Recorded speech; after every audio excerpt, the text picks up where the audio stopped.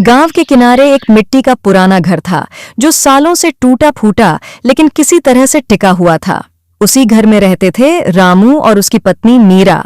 रामू खेतों में मजदूरी करता था और मीरा दिन भर गांव की औरतों के कपड़े सिलती थीं। कमाई बहुत कम थी, इतना ही होता था कि एक वक्त का खाना किसी तरह मिल जाए। ठंड के मौसम में मिट्टी का घर और भी ठंडा हो जाता था।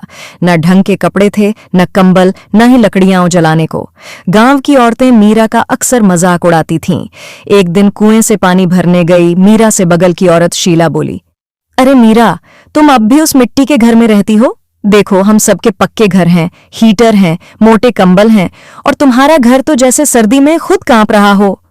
दूसरी औरत बोली, और देखो इसकी साड़ी कितनी पुरानी हो गई है, लगता है 2 साल से यही पहन रही है। अरे थोड़ा तो बंठन कर रहा करो। मीरा चुपचाप सुनती रही, कुछ बोली नहीं, बस पानी का घड़ा सिर पर रखा और घर लौट आई। रास्ते में उसकी आंखों में आंसू आ गए। घर पहुंची तो रामू ने देखा। क्या हुआ मीरा, तुम रो क्यों रही हो? तुम्हें पता है ना, मैं तुम्हें ऐसे रोते हुए नहीं देख सकता। मीरा ने कुछ नहीं कहा, बस बोली, रामू, क्या हम हमेशा ऐसे ही रहेंगे? ये ठंडी रातें, ये मिट्टी की दीवारें और ये ताने। रामू ने उसका हाथ पकड़ा और बोला, मैं जानता हूं कि हमारे पास ज्यादा कुछ नहीं है, लेकिन एक चीज है, प्यार। अमीर लोगों के पास चाहे सब कुछ हो, लेकिन हमारे जैसा प्यार नहीं होगा। मीरा मुस्कुरा दी, लेकिन मन कहीं गुम था। उसी रात गांव में तेज आंधी आई, इतनी तेज कि कई पक्के घरों की छतें उड़ गईं। शीला और बाकी औरतों के घरों में पानी भर गया। हाय हाय, मेरे घर में कितना पानी भर गया है। चारों तरफ बस पानी ही पानी नजर आ रहा है। अब इस पानी को बाहर कैसे निकालूं? कुछ की खिड़कियां टूट गईं और कई लोग ठंड से कांपते हुए बाहर आ गए। लेकिन रामू और मीरा का मिट्टी का घर जस का तस खड़ा रहा, क्योंकि वो घर रामू ने खुद अपने हाथों से मजबूती से बनाया था। अंदर चूल्हे की गर्मी थी, दोनों कंबल में लिपटे थे और पास में मीरा ने एक छोटी सी रोटी और गुड़ रखा था। वहीं उनका रात का खाना था। अगले दिन जब गांव वाले बाहर आए तो देखा कि सबसे सुरक्षित तो वही मिट्टी का घर रहा। शीला हैरान होकर बोली, अरे मीरा, तुम्हारा घर तो बिल्कुल सही सलामत है। जरा सा भी पानी नहीं भरा तुम्हारे घर में। गांव में बाकी सब लोगों के घर में पानी घुस गया है। और देखो तो सही, तुम दोनों तो मुस्कुरा भी रहे हो। आखिर ऐसा क्या है तुम्हारे घर में? जब घर प्यार और मेहनत से बनाया जाता है तो कोई तूफान उसे गिरा नहीं सकता। हमने इस छोटे से घर की हर दीवार में अपना पसीना और अपनापन डाला है, इसलिए पानी हो या आंधी, ये घर डगमगाता नहीं। गांव की औरतें चुप हो गईं। उस दिन के बाद किसी ने मीरा का मजाक नहीं उड़ाया। लोग अब उस मिट्टी के घर को सम्मान से देखने लगे। ठंडी रातों में भी रामू और मीरा का दिल गर्म रहता, क्योंकि वो जानते थे सच्चा सुख महंगे घरों में नहीं बल्कि एक दूसरे की परवाह और प्यार में होता है। कुछ ही दिनों बाद गांव में ठंड और भी बढ़ गई। खेतों में काम कम हो गया और कमाई भी घटने लगी। कई लोग परेशान थे, लेकिन रामू और मीरा ने हार नहीं मानी। मीरा ने सोचा, अगर औरतें मेरी सिलाई पर हंसती हैं तो क्यों न मैं उन्हें दिखा दूं कि यही सिलाई मेरा सहारा है। उसने पुरानी चादरों से नए रजाई और कंबल बनाने शुरू कर दिए। पहले तो लोग हंसे, पर जब उन्होंने देखा कि मीरा के बनाए कंबल सबसे गर्म और टिकाऊ हैं तो वे खरीदने आने लगे। गांव की वही औरतें जो कभी उसका मजाक उड़ाती थीं, अब उससे कहती, मीरा बहन, मेरे लिए भी एक कंबल बना दो। सुना है तुम्हारे हाथों से बने कंबल बहुत गर्म और मुलायम होते हैं। हाथ का बुना कंबल तन को ही नहीं, मन को भी सुकून दे देता है। अगर मेरे पास भी तुम्हारा बनाया कंबल हो जाएगा तो सर्दियां कभी खौफनाक नहीं लगेंगी। हाँ बहन, तुम्हारे लिए जरूर कंबल बनाऊंगी। अपने हाथों से बुनकर ऐसा कंबल दूंगी जिसमें सिर्फ ऊन की गर्माहट नहीं होगी, बल्कि मेरा सारा प्यार भी समाया होगा, ताकि जब भी तुम उसे ओढ़ो तो तुम्हें उतनी ठंड नहीं लगेगी। रामू भी खेतों में मेहनत करता और जो थोड़ी बहुत सब्जियां बच जाती मीरा उन्हें गांव के हाट में बेच आती। धीरे धीरे उनके पास कुछ बचत होने लगी। एक शाम जब दोनों ने मिट्टी के घर के बाहर बैठकर गुड़ वाली चाय पी, मीरा ने कहा, रामू, देखा ना, अब हमें कोई ताने नहीं देता, बल्कि लोग हमारी मेहनत और हमारे इस घर की तारीफ करते हैं। लोग दूर दूर से मुझसे अपने लिए कंबल बनवाने आते हैं और जब मैं उन्हें अपने हाथों से बना हुआ कंबल देती हूँ तो उनके चेहरे पर जो मुस्कान आती है वही मेरे लिए सबसे बड़ी कमाई है। रामू ने उसके हाथ थामकर कहा, मीरा, देख लिया ना, प्यार और मेहनत मिलकर मिट्टी के घर को भी सोने का महल बना देते हैं। रामू ने ये कहा और दोनों हंसते हुए चाय पीने लगे। चूल्हे से उठती हल्की सी धुएं की खुशबू, गुड़ की मिठास और ठंडी हवा, ये सब मिलकर उस शाम को जैसे किसी तस्वीर में बदल रहे थे। धीरे धीरे दिन बीतते गए। मीरा ने सिलाई का काम और बढ़ा दिया। अब वो सिर्फ कपड़े ही नहीं बल्कि पुराने बोरों और रद्दी कपड़ों से सुंदर थैले भी बनाने लगीं। गांव के लोग हैरान होते, अरे वाह, ये तो बिल्कुल नए जैसे लगते हैं। तुम इतने अच्छे थैले कैसे बना लेती हो? सच कहूं तो इन्हें देखकर तो बिल्कुल भी नहीं लगता कि ये हाथ से बनाए गए हैं, मानो किसी बड़ी दुकान से अभी अभी खरीदे गए हो। हाय, सिलाई इतनी साफ और मजबूत है कि लगता है बहुत समय तक चलेंगे। रामू मीरा की मदद करता, थैलों के लिए बांस की पतली पतली छड़ियां काट कर देता ताकि हैंडल मजबूत बने। हाँ रामू, बिल्कुल ऐसे ही करते रहो। थैले को ठीक तरह से जोड़ोगे तभी ये थैला बिल्कुल सही हो जाएगा। इसकी पकड़ भी मजबूत बनेगी और जब कोई इसे उठाएगा तो उसे जरा भी मुश्किल नहीं होगी बल्कि सबको आसानी होगी। सोचो, जब लोग बाजार से सामान खरीदकर इस थैले में भरेंगे तो उन्हें लगेगा जैसे थैला न सिर्फ हल्का है बल्कि संभालने में भी आरामदायक है। मीरा, मैं सोच रहा हूँ कि तुम अपने हाथ से बनाए हुए थैले पहले बाहर शहर में जाकर बेचो।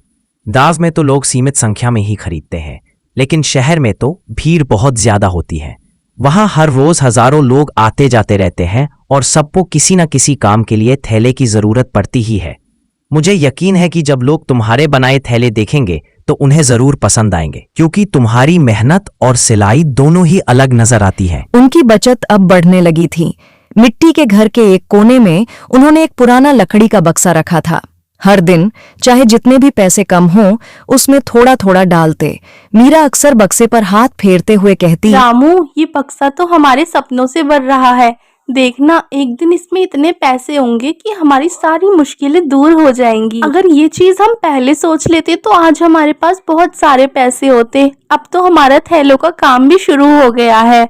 अब देखना, बस तुम दिन बदलने वाले हैं रामू। हाँ मीरा, देखना, एक दिन यही पैसों का बक्सा हमारा घर खुशियों से भर देगा।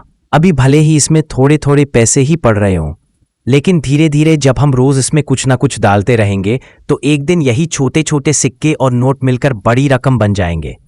सोचो उस दिन कैसा सुख होगा जब ये बक्सा भर जाएगा और हमें किसी चीज की चिंता नहीं करनी पड़ेगी। सर्दियां अब अपने चरम पर थीं। सुबह खेत धुंध से ढके रहते और मिट्टी इतनी ठंडी हो जाती कि नंगे पांव चलना मुश्किल। लेकिन रामू और मीरा ने अपने घर में ऐसी गर्माहट बना ली थी कि वहां घुसते ही ठंड मानो दरवाजे पर ही रह जाती। मीरा ने चूल्हे के पास पुरानी ईंटों से एक छोटा सा बैठने का स्थान बना लिया था। वहां बैठकर वो कपड़े सिलती और रामू लकड़ियां काटता। गांव के बच्चों को मीरा बहुत प्यारी लगती थी। अक्सर 2-3 बच्चे आ जाते। मीरा चाची, हमारे लिए भी एक छोटी सी रजाई बना दो ना। मैंने हर किसी से सुना है कि तुम्हारी बनाई हुई रजाई बहुत ही अच्छी होती है। कहते हैं कि जब भी कोई तुम्हारी रजाई ओढ़ता है तो उसे ठंड का एहसास ही नहीं होता, मानो किसी ने गर्माहट से भरपूर गोद में सुला दिया हो। चाची, तुम्हारी रजाई की खासियत सिर्फ यह नहीं कि वह रुई और कपड़े से बनी होती है, बल्कि उसमें तुम्हारे हाथों की मेहनत अरे है। बेटा, तुम तो बस कह दो, रजाई तो मैं जरूर बना दूंगी। आखिर तुम लोग भी तो मेरे अपने ही हो। मुझे बहुत अच्छा लगता है जब कोई मेरे हाथ की बनाई हुई चीज इस्तेमाल करता है।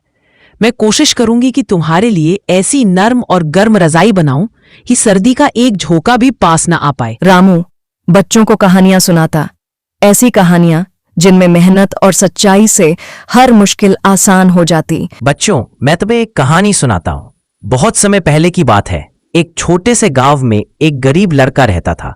उसके पास पहनने को अच्छे कपड़े नहीं थे, खाने को भी कभी कभी मुश्किल से मिलता था, लेकिन उसके दिल में एक सपना था। वह पढ़ लिखकर बड़ा आदमी बनेगा। गांव में सब उसे चिढ़ाते थे, कहते थे, अरे तेरे जैसे गरीब लड़के से क्या होगा। लेकिन वो लड़का किसी की बात पर ध्यान नहीं देता था। वो दिन में खेतों में मजदूरी करता और रात में लालटेन की रोशनी में किताब पढ़ता। एक शाम बर्फ जैसी ठंडी हवा चल रही थी। गांव के कई लोग अपने घरों में सिहर रहे थे। तभी शीला दरवाजा खटखटाती आई। उसके हाथ लाल पड़ गए थे ठंड से। मीरा बहन, इस समय बहुत ज्यादा ठंड पड़ रही है और ऊपर से हमारा हीटर भी खराब हो गया है। मेरे छोटे छोटे बच्चे इतने कोमल हैं कि उन्हें जरा सी ठंडी हवा भी बर्दाश्त नहीं होती। उनकी कांपती हुई हालत देखकर मेरा दिल रो पड़ता है। सच कहूं तो मुझे समझ ही नहीं आ रहा कि मैं क्या करूं। रात रात भर उनकी चिंता में जागती रहती हूँ। कंबल भी कम पड़ रहे हैं और घर के अंदर ठंड का असर लगातार बढ़ता जा रहा है। अरे बहन, कोई बात नहीं, तुम बिल्कुल चिंता मत करो। बच्चों को तुरंत हमारे घर ले आओ। यहाँ हमारे मिट्टी के घर में बहुत गर्माहट है। दीवारें मोटी है, ठंडी हवा भीतर तक नहीं पहुंच पाती और अंदर हमेशा सुखद गर्मी बनी रहती है। बच्चे यहाँ आराम से सो सकेंगे और उन्हें ठंड बिल्कुल नहीं कुछ ही लगेगी। देर में शीला अपने 2 बच्चों के साथ मिट्टी के घर में बैठी थी, कंबल ओढ़कर। चूल्हे की गर्मी और गुड़ वाली चाय ने उनकी ठिठुरन मिटा दी। शीला की आंखों में पानी आ गया। मीरा, तुम सच में बहुत अच्छी हो, मुझे माफ कर दो। मैं मानती हूं कि मैं हमेशा तुम्हारा मजाक उड़ाती रही, कभी तुम्हारे कपड़ों का, कभी तुम्हारे घर का और कभी तुम्हारी हर छोटी सी चीज का। उस समय मुझे लगता था कि ये सब बातें हंसी मजाक है, लेकिन अब मुझे समझ आ गया है कि मैंने तुम्हारा दिल दुखाया। आज मुझे एहसास हुआ है कि इंसान चाहे कितना भी अमीर क्यों न हो, उसके कपड़े कितने भी अच्छे क्यों न हो या उसका घर कितना भी बड़ा क्यों न हो, वह तब तक सच में अमीर नहीं बन सकता जब तक उसका दिल बड़ा और इंसानियत से भरा न हो। अरे बहन, ऐसा क्यों कह रही हो? मैं तुमसे बिल्कुल भी नाराज नहीं हूं। रिश्तों में छोटी छोटी बातों को दिल पर नहीं लेना चाहिए। तुमने चाहे कभी मजाक किया हो, पर मैं जानती हूं कि तुम्हारे दिल में मेरे लिए बुरा कभी नहीं था। और अगर आज तुम्हें ये एहसास हो गया है कि असली अमीरी दिल से होती है, तो इससे बड़ी खुशी मेरे लिए और कुछ नहीं हो सकती। देखो बहन, हम सब एक दूसरे के अपने हैं। जब वक्त मुश्किल हो तो हमें एक दूसरे का सहारा बनना चाहिए। मैं एक बात और कहना चाहूंगा, असली महल कभी पैसों से नहीं बनता। असली महल तो प्यार और अपनेपन से बनता है। अगर घर कितना भी बड़ा क्यों ना हो, उसमें सोने चांदी की चमक क्यों ना हो, मगर उसमें दिलों का मेल और मोहब्बत ना हो तो वह घर सूना लगता है। लेकिन अगर घर छोटा हो, मिट्टी की दीवारें हो, पुराना सामान हो, फिर भी उसमें आपस में सम्मान, अपनापन और एक दूसरे का ख्याल हो, तो वही घर महल से भी बढ़कर लगता है। अरे भाई साहब, हमारा गांव तो सच में किसी स्वर्ग से कम नहीं है। देखो ना, सुबह सुबह जब सूरज की पहली किरण खेतों पर पड़ती है तो पूरी धरती जैसे सोने की चादर से ढक जाती है। हवा इतनी ठंडी और ताजी होती है कि बस एक सांस लो तो सारी थकान उतर जाए। यहाँ की मिट्टी की खुशबू ऐसी है कि शहर के इत्र भी इसके सामने फीके लगते हैं। बरसात के दिनों में तो लगता है मानो पूरा गांव हरे रंग का कोई मखमली कालीन ओढ़ लेता है। खेतों में नाचती गाती बूंदें, पेड़ों पर चमकती ओस और गलियों में बहता साफ पानी सब मिलकर एक अलग ही नजारा बना देते हैं। और सर्दियों की तो बात ही निराली है। गांव का धुंध से ढका हुआ सवेरा, लकड़ी की आग के चारों ओर बैठे लोग, गर्मा गर्म गुड़ और मक्की की रोटी, ये सब तो बस यही नसीब होता है। गर्मियों में भले धूप तेज हो जाए, लेकिन आम के पेड़ की छाव और कुएं का ठंडा पानी हर तकलीफ भुला देता है। यहाँ के लोग भी मौसम की तरह ही सुहावने हैं, साधे, सीधे और दिल से सच्चे। कोई भूखा सोए ये किसी को मंजूर नहीं। शहरों में चाहे कितनी भी चमक दमक हो, लेकिन गांव की सुबह की चिड़ियों की चहचहाहट, खेतों से आती बैलों की घंटीने की आवाज और मिट्टी की सौंधी गंध, ये सब तो वहीं मिलता है। गांव की गलियों में चलते चलते ऐसा लगता है जैसे हर पेड़, हर कोना अपनी ही कोई कहानी सुना रहा हो। सच कहूं तो भाई, गांव का मौसम और गांव का जीवन दोनों ही दिल को छू लेने वाले हैं। यहाँ आने के बाद मन ही नहीं करता कि कहीं और जाया जाए। भाई, तुम्हारी बातें सुनकर मेरा दिल तो और भी भर आया। सच कहूं, गांव की असली पहचान तो उसी की सादगी और अपनापन है। यहाँ के मौसम और मिट्टी का जादू ही अलग है। देखो ना, शहरों में लोग कांच की इमारतों के बीच घुटते रहते हैं, पर यहाँ तो हर सांस में खुलापन है, हर दिशा में आजादी है।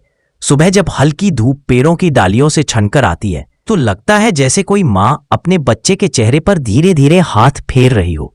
बरसात की रातों में जब टीन की छत पर बूंदें टपकती हैं तो उस आवाज से प्यारी कोई लोरी नहीं होती। खेतों की पगडंडियों पर कीचड़ भले ही पैरों में लग जाए, लेकिन वही कीचड़ खेतों को अनाज देता है और पेट भरता है। गांव का हर मौसम अपनी अलग ही कहानी कहता है। सर्दियों में आग का मजा, गर्मियों में कुएं का मीठा पानी और सावन में मेहंदी रची हथेलियों के संग झूले। और यहाँ के लोग, वाह, यहाँ की मुस्कानें नकली नहीं होती। शहरों में लोग चाहे गाड़ियों में घूमते हों, मगर दिलों के दरवाजे अक्सर बंद रहते हैं। पर गांव में तो अजनबी भी आ जाए तो उसके लिए दरवाजे भी खुल जाते हैं और दिल भी। एक दूसरे का दुख दर्द बांटना यहाँ की रीत है। खेत का अनाज चाहे कम हो, पर बांटकर खाने में ही सबकी खुशी रहे। सच पूछो तो भाई, गांव का मौसम सिर्फ हवा या धूप का नाम नहीं है, ये तो एक एहसास है जो मिट्टी से लेकर इंसानों तक सब में बसता है। यहाँ की ठंडी हवाएं सिर्फ शरीर को नहीं, दिल को भी ठंडक देती है।